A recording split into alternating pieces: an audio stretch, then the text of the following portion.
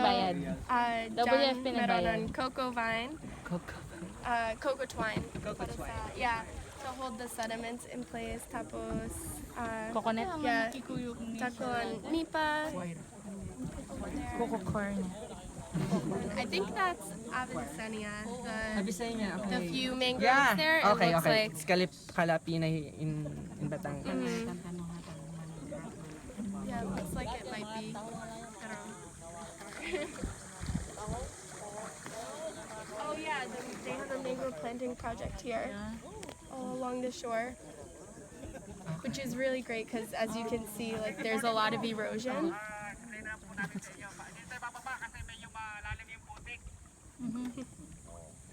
Magmula po doon sa inaanan natin kanina, makikita po natin yung slope doon, compare po doon sa katabi na inayos po natin sa pamamagitan po ng coconut, ganyan po ito niya. Project yan dati na nag-start yun sa research. Medyo may Si Villar. may ano pa kasi hindi pa po masyadong makapit yung hindi pa tumutubo yung maraming damo. But of course, dito po sa baba makikita natin, ito po yung mangrove na nakalagay po sa Cocolag. Yung Cocolag po, hindi na po masyado makikita natin kasi nakaugat na po yung mangrove natin sa ilalim ng buhangin. So yung ano po, mula po doon sa kinibot natin kanina, sa dinaanan po natin kanina doon, sa baba po noon, puro mangrove na po yun, maliliit. Hindi natin po makikita yung iba kasi nakailalim po sa dagat, medyo malaki na po yung tubig. But ito po yung medyo nakalitaw-litaw ng konti. Ito po siya. Hanggang papunta po doon, meron pa po tayo doon.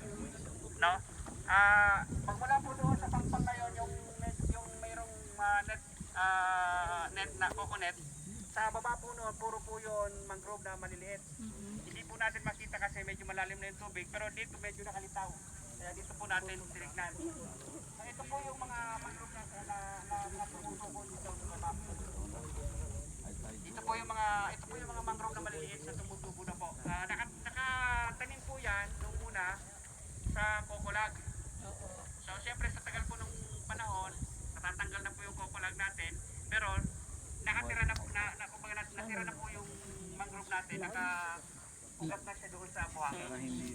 So compared po doon sa direct planting natin, mas marami po yung mortality ng direct planting. Kasi kapag kang malakas alam mo na.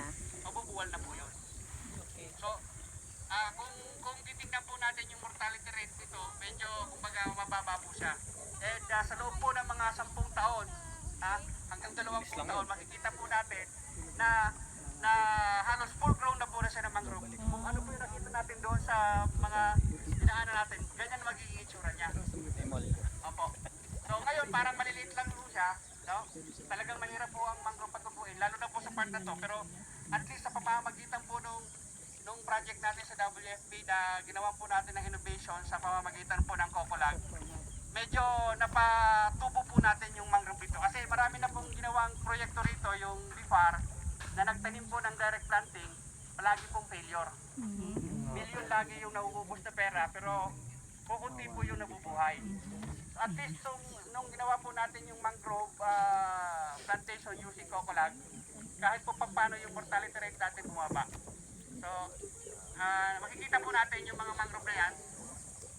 Sa awa po ng Diyos, kapag katuloy-tuloy na po yan, dadami na po yan.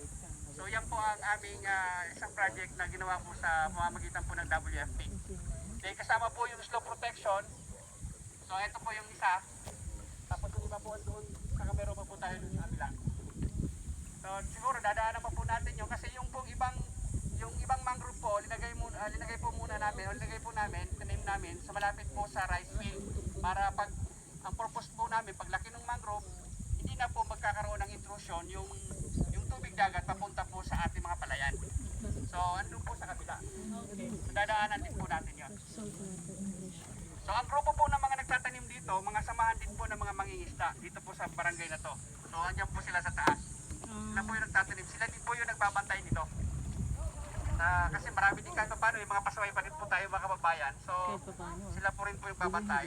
Kasi minsan, pinuputol, lalo na po, yung mga ganitong klaseng mangrove na maliliit, pagka inaabot na po yun ng tubig, yung mga isdang minsan hinuhuli, andyan po naglalaro. So, minsan, pag nakita po ng mga mangingisdang pasaway, kahit na may mangrove, tatapunan pa rin po ng lapat. Kaya nasisira po yung mangrove natin.